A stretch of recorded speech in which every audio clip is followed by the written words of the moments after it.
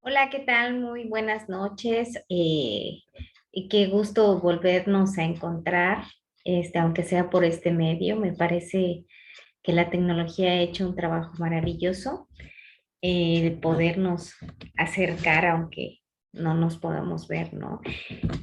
Vamos a iniciar con nuestro segundo tema. Este es bien importante porque tenemos dentro de nuestra práctica clínica, o bueno, no los conozco y no sé qué se dedican, sin embargo, este es bien importante ya que a los que se dediquen a la consulta, este, bueno, también en cuestión de educación, esto es muy común recibir personas que tienen algún tipo de trastorno, algún tipo de disfunción de la vida erótica, ¿no? Entonces, pues vamos a comenzar. ¿A qué se le llama trastornos psicosexuales? Se caracterizan por patrones de percepción, son relativamente flexibles e inflexibles y socialmente desadaptados, incluyendo la variedad de situaciones según el trauma psicológico y las afectaciones que queden como secuelas en miembros reproductores sexuales que sostenga el paciente. Eh, en el DSM-5, que su última modificación fue el DSM-4 en el 2014, me parece. Ahí hubieron algunas variaciones, sin embargo, es importante que nos remitamos al manual de diagnóstico para que podamos saber cómo están clasificados y podamos adentrarnos un poco más a lo que son los trastornos.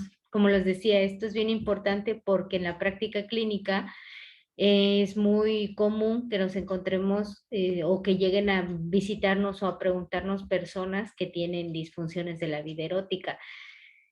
Este,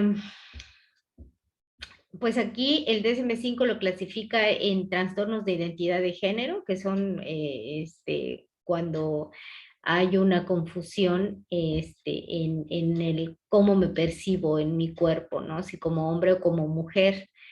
Las parafilias que llegan a ser, ahorita los vamos a explicar, y las disfunciones sexuales ya no se llaman así, se llaman disfunciones de la vida erótica, o la mayoría de profesionales de sexología le decimos de esta manera, ¿no? Eh, para que podamos diagnosticar disfunciones de la vida erótica, se deben cumplir algunos criterios, es importante. Primero, que no exista patología orgánica o abuso de sustancias, ni malestar, acusando dificultades en las relaciones interpersonales. Esto lo vamos a descubrir en la historia de vida en la historia sexual de vida de nuestro consultante.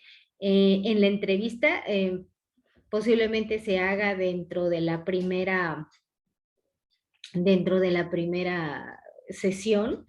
Se va a hacer una entrevista. Yo me imagino que conforme vayan avanzando les van a enseñar la manera de cómo llevar una entrevista de la vida sexual de las personas. Eso es bien importante porque eso nos va a dar pauta de muchas de las cosas que pueden ser causa de la disfunción, ¿no?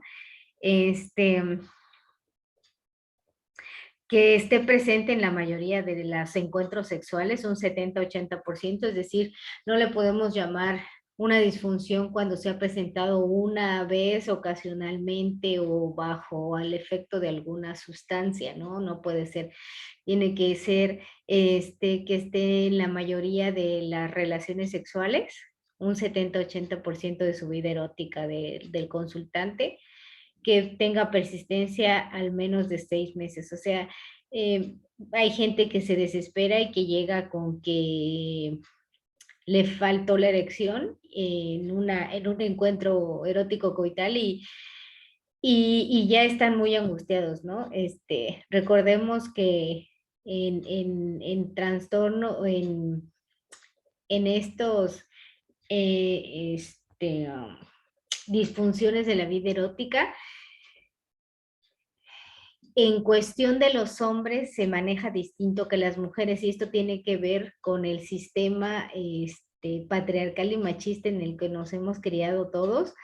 El hombre regularmente mide su virilidad a través de las erecciones, ¿no? Y de la durabilidad y sobre todo el tamaño del pene. Esto es una cuestión que tenemos que trabajar mucho con el paciente o con la paciente porque regularmente que tú les llegues a decir que no tiene que ver esto con la calidad de sus relaciones erótico-coitales, pues sí es un shock y muchas veces no lo comprende y piensa que no, que a lo mejor que no sabemos lo que estamos haciendo. Lo que ellos quieren inmediatamente es una pastilla o un medicamento, algo que les haga recuperar la virilidad, que les haga recuperar la erección, por ejemplo, o que tarden un poco más en las relaciones y casi no tienen esta cultura de la psicoterapia sexual, ¿no? Eh, Hay muchas cosas que son bien importantes también dentro de esto y es la cuestión de que tenemos que formar redes, ¿no?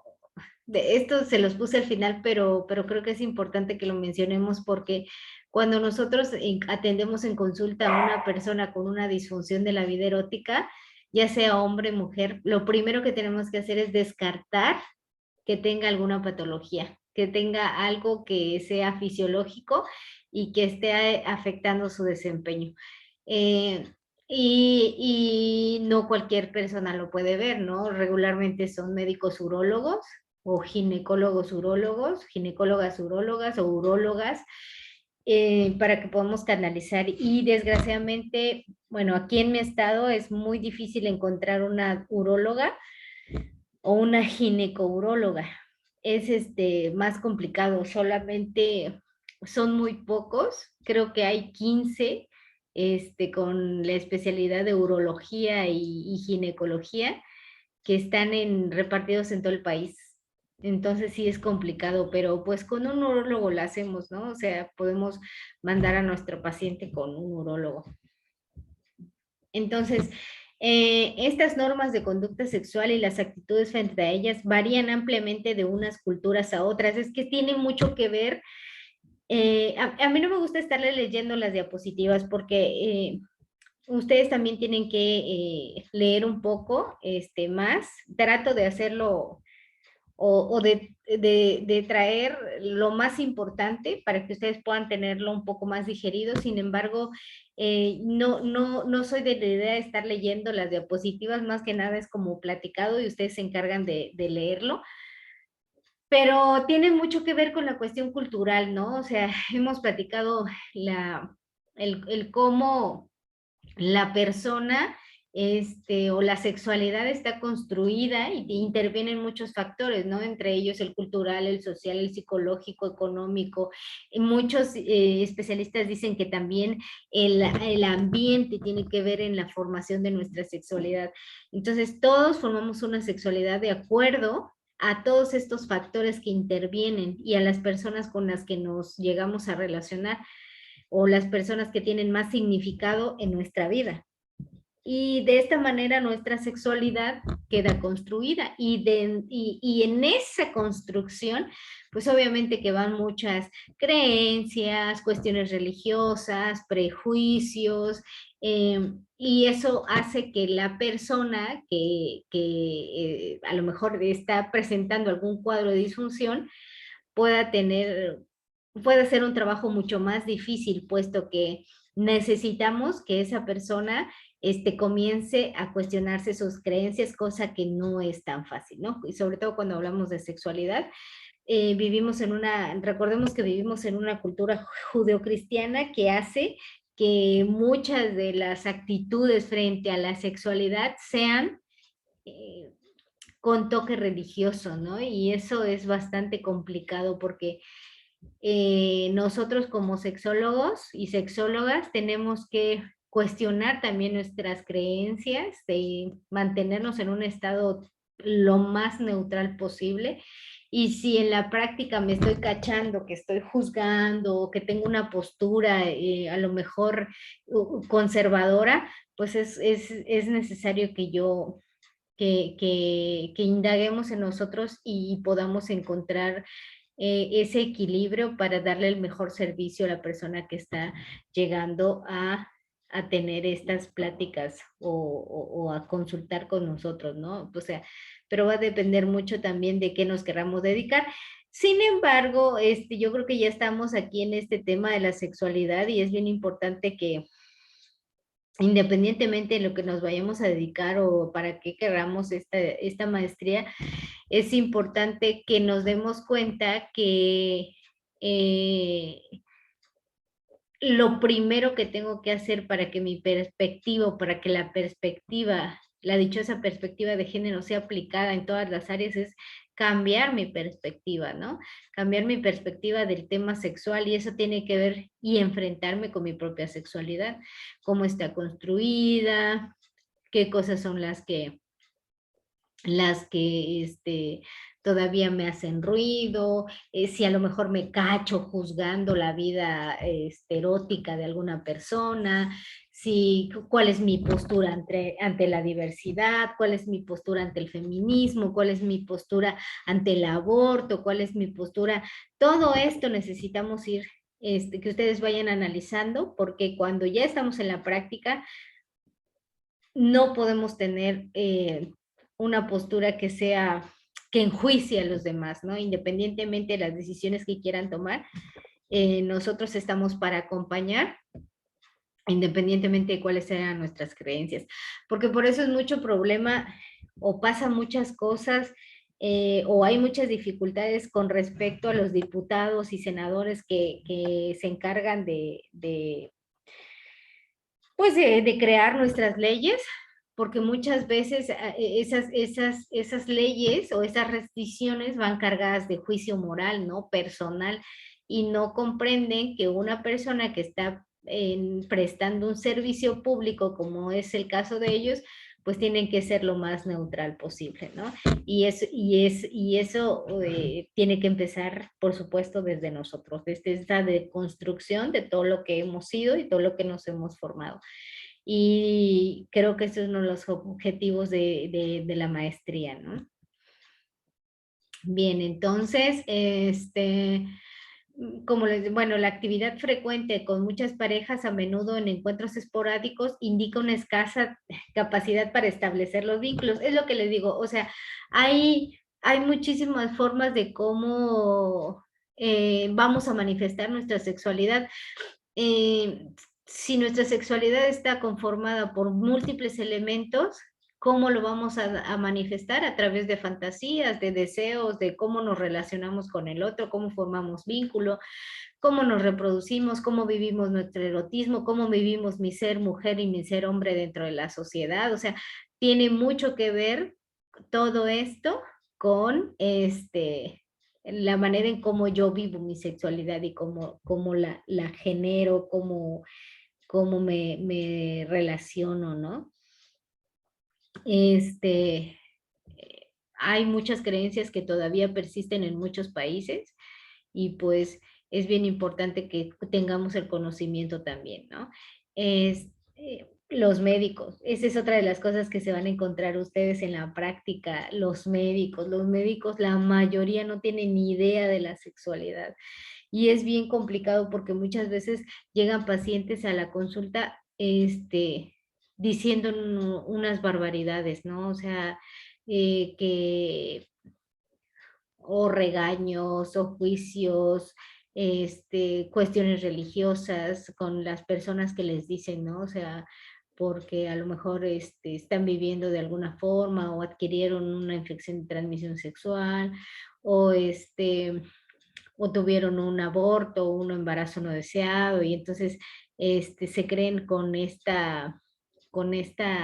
derecho de enjuiciar a las personas, ¿no? Y eso es altamente violento para ellas, ¿no? Entonces es bien importante que tengamos también dentro de la red que les decía que debemos de tener es como el conocimiento de qué médicos pueden a lo mejor orientarse a inclinarse a esta mirada sexológica también, no solo médica, y eso ayuda a que se pueda dar un tratamiento integral y las personas restablezcan su vida tal como las quieren, ¿no? Entonces, como les decía, los tipos de trastornos que menciona el DSM-5 están las parafilias, las disfunciones sexuales, que es una parafilia, consisten en que el individuo tiene necesidades o fantasías sexuales intensas y recurrentes que generalmente suponen objetos no humanos, sufrimiento, humillación propio del compañero o la compañera, niños o personas que no consienten. Hay que tener muy en cuenta que las imágenes o fantasías parafílicas pueden ser estímulo de excitación sexual para una persona, sin ello llegar a ser una parafilia. Por ejemplo, la ropa interior femenina suele ser excitante para muchos hombres. Será parafilia solo cuando el individuo actúe sobre ellas o cuando afecte en exceso, es decir, se convierte en una parafilia cuando el único objeto de excitación sexual o de llegar al orgasmo es ese objeto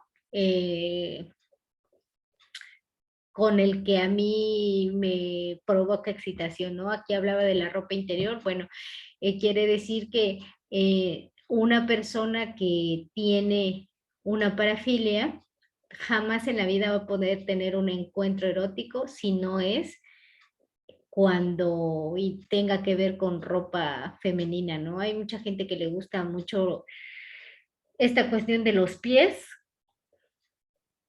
y para que puedan llegar a tener una excitación, un deseo, toda su respuesta sexual humana total, tiene que tener como requisito que los pies sean de ciertas características, ¿no? O las zapatillas o todo este tipo de situaciones que muchas veces se ven en las películas o en la tele o en las noticias como algo aislado, pero es extremadamente común, ¿no? A mí en la práctica clínica me ha tocado atender a personas que tienen hasta coprofilia. Entonces, por eso les digo que tenemos que tener mucha deconstrucción de nuestros propios juicios para que entonces podamos darle la atención a la persona que llega a solicitar nuestro servicio. Y aquí empezamos con algunas, ¿no? Es tarea de ustedes investigar más. Yo creo que es bien sencillo que nos vayamos dando cuenta de cómo se le va llamando a estos gustos, a estas prácticas. No todo, como les decía, es una parafilia, ¿no? O sea, puede ser que a mí me guste que en alguna ocasión exhibirme, ¿no? Tener algún encuentro en la calle o ver a alguien o que me vean, y eso no significa que esté considerado trastorno, ¿no? O sea, tiene que tener específicamente el que yo no pueda tener ninguna excitación o mi respuesta sexual humana si no es a través de eso, ¿no? Entonces ahí ya estamos hablando de un trastorno o una parafilia. Aquí les puse otras más. Hay muchas, yo creo que en algún momento de la vida, de la vida o de su materia, de su carrera, van a estar viendo algo que se llama el expresiograma, ¿no? El expresiograma es precisamente estas expresiones corporamentales de la sexualidad, que así se le llaman. Pero cuando ya estamos hablando de un trastorno parafílico es cuando ya no podemos hacer otra cosa más que no sea a través de esa conducta, ¿no? Que yo no disfrute nada si no es a través de esa conducta. Mientras tanto, es una expresión de la sexualidad, o sea, las personas pueden expresar su sexualidad como quieran, y no está mal, o sea, no tiene por qué tener una etiqueta o que algo le tengamos que decir, al contrario, ¿no? Y hay gente que se siente muy culpable, a mí en la práctica me ha tocado esto, ¿no? De que sienten gusto por alguna cosa, en especial cuando están teniendo una práctica erótica coital. Y entonces, con esta cuestión de las normas religiosas y toda esta construcción de su sexualidad, suelen sentirse culpables, ¿no? Nuestro trabajo es bajar esa culpabilidad, aterrizarlos a que es una conducta natural que tenemos y que si mientras tanto no le impida hacer cosas, no sea exclusivamente con eso que siente deseo, excitación, orgasmo, este, pues es normal, ¿no?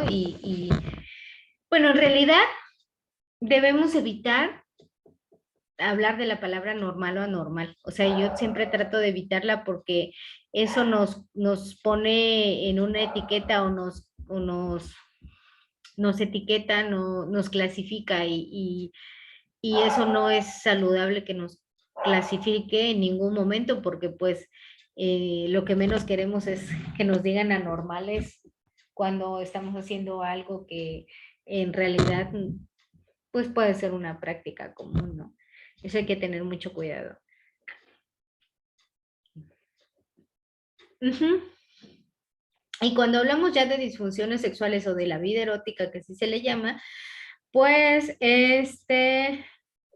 puede darse en las fases de la excitación, del deseo, del orgasmo, y ahí nos encontramos con que en realidad las personas se preocupan demasiado por esto, ¿no?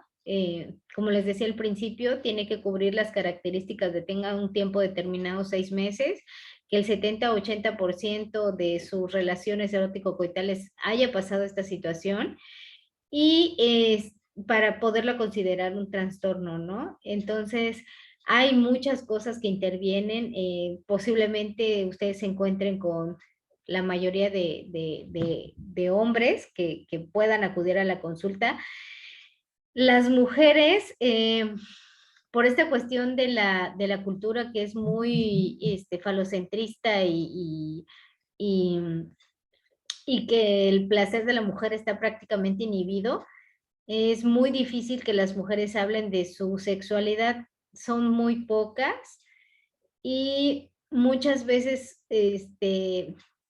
con esta referencia que tienen muchas de ellas de las actrices pornográficas, sienten que su cuerpo no es, algo está fallando porque resulta que ellas no sienten o no hacen o no les pasa lo mismo que las actrices porno y nosotros en ese momento tenemos que educar, ¿no? Es importante nuestra participación en esta cuestión de educarlas en su sexualidad, en su cuerpo, en su forma de cada persona es distinta, disfruta distinto y nuestras fases de la respuesta sexual humana obviamente tienen que ser diferentes, ¿no? No son iguales. Entonces, es bien importante que trabajemos mucho con las mujeres. Yo me enfoco mucho en las mujeres porque me gusta el trabajo con hombres porque también tengo este trabajo de masculinidad con ellos, ¿no? Las nuevas masculinidades. Sin embargo, y creo que un hombre cuando se enfoca es más rápido que llegue a su objetivo. Sin embargo, creo como mujer que es bien importante que trabajemos con las mujeres, precisamente en hacerles ver que su placer importa, que su cuerpo importa, que es importante visibilizar sus órganos sexuales, su clítoris, el autoerotismo, es importantísimo trabajar con ellas, ¿no? Muchas veces llega una mujer con alguna disfunción de la vida erótica, por ejemplo, que no tiene orgasmo o que siente dolor a la penetración y resulta que en la historia clínica pues o fue abusada o fue violada o nunca ha tenido un orgasmo porque nunca se ha tocado, nunca se ha masturbado, nunca se ha visto la vulva. Entonces, todo esto nosotros lo tenemos que incentivar en nuestras pacientes para que lo comiencen a hacer, ¿no? Es bien importante que también nos demos cuenta qué cosa es lo que queremos trabajar, ¿no? Hay muchas cosas, la medicina se va actualizando Sin embargo, hay, por ejemplo, situaciones en las cuales no existe un tratamiento médico y es ahí donde nosotros entramos así como de lleno, porque, por ejemplo, en la disfunción eréctil o disfunción de la vida erótica, de la falta de erección, no existe. Si bien está la pastilla azul o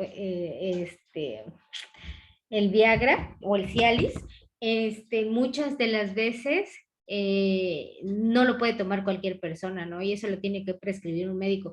Desgraciadamente no existe una legislación para controlar este tipo de venta, porque es venta libre y se puede comprar en cualquier farmacia. Y han habido casos en que chavos, que son muy chavos, o sea, estamos hablando de 20, 25 años, toman la pastilla, ¿no? Entonces, es un descontrol y eso para mí que debería ser regulado. Eh, es lo mismo que pasa con la pastilla del día siguiente. La pastilla del día siguiente no está regulada, lo puede comprar cualquiera. Hay gente que toma 2 pastillas del día siguiente, ¿no? Es altamente agresivo para nuestro cuerpo. Entonces, como les repetía, hay disfunciones de la vida erótica que no son que no existe un tratamiento. También es bien importante lo que les decía la historia clínica, porque entonces al entrevistar al consultante aquí podemos darnos cuenta si está teniendo algún problema de diabetes, de hipertensión, si tiene un problema del corazón, algo que le pueda estar ocasionando que no tenga o que le esté fallando la erección o que eyacula muy rápido, ¿no? También tiene mucho que ver esta cuestión totalmente emocional, donde por presión, por ansiedad, por depresión, principalmente trastorno ansioso, depresivo, puede estar causando que su cuerpo no responda, ¿no? La gente piensa que el cuerpo está separado de los genitales y que nuestros genitales tienen que hacer su trabajo por sí o por sí. Sin embargo, nuestro trabajo es decirles que la sexualidad es integral, ¿no? Que no puede ser estudiada por partes ni solucionada por partes y que si su vida en general no le genera satisfacción, pues seguramente su vida erótica coital tampoco lo va a hacer, ¿no? También existen dentro de la historia, pues también nos vamos a percatar si consume alguna sustancia, el cigarro, el alcohol, alguna droga, algún estimulante, que eso también esté ocasionando alguna disfunción de su vida erótica, ¿no? Por ejemplo, en el vaginismo o dispareunia, es bien común encontrar con que las mujeres fueron abusadas sexualmente y violadas. Yo trabajo con mujeres sobrevivientes de abuso sexual y es muy complicado porque es como entrenar nuevamente a la mujer sobre su propio cuerpo. Y eso nos lleva bastante tiempo, ¿no? Hay varios tipos de terapia que hay que combinar, pero el acercamiento con su propio cuerpo debe ir muy despacio para que pueda encontrar algo que sea diferente, ¿no? Y que pueda empezar a disfrutar y que no tenga miedo y que su cuerpo responda y que se pueda entregar y que pueda encontrar esta gana o este disfrute de a lo mejor de un orgasmo, de la excitación, de las caricias, de los besos, del sexo oral, ¿no? Entonces es bien bonito trabajar resignificando el contacto. Es muy importante. Entonces, como les decía, el tratamiento tiene que ser integral, o sea, no puede ser separado, ni solo puede ser consulta, ni solo puede ser urólogo, ni solo puede ser pastilla, ni solo puede ser psiquiatra, tiene que ser integral. Si la persona tiene problemas psiquiátricos, pues hay que mandarlo con el psiquiatra y que regrese con nosotros, ¿no? Si es un problema médico, tiene que ir con el médico y que regrese con nosotros con la terapia.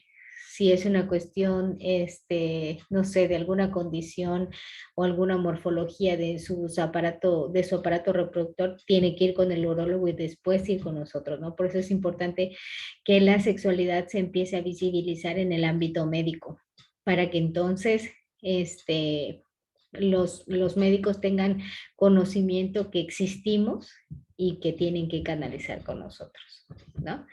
Bien, pues nos vemos la siguiente semana. Espero poder estar con ustedes y cualquier duda estoy a sus órdenes. Gracias.